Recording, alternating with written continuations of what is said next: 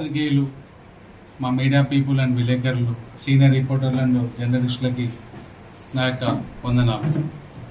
నేను సతీష్ మునుగ, న్యాయవాదిని, high court of Telangana and supreme court and నా ప్రాక్టీస్.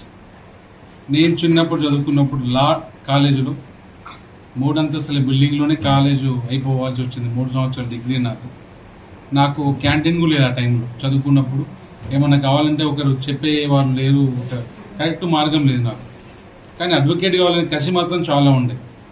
నేను బాగా ఒకవేళ అభివృద్ధి చెందిన రోజు, కొంచెం డబ్బు సమకూర్చుకున్న రోజున కాలేజ్ పెడితే ఇలా పెట్టాలని నేను 26 ఏళ్ల క్రితం కలగానే 26 ఏళ్ళ తర్వాత స్థాపించుకున్న ఈ న్యాయ కాలేజ్ అనేది సాధ్యం లా కాలేజ్.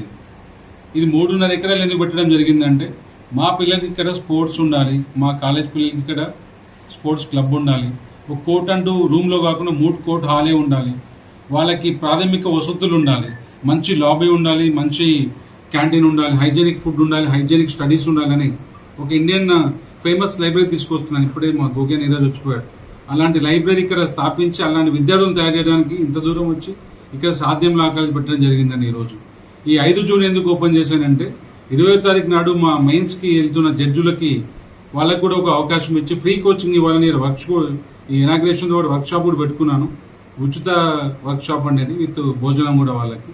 ఇందులో ఈరోజు 96 మంది విద్యార్థులు వచ్చారు. ఇందులో నుంచి కొంతమంది జడ్జులు అవుతారు.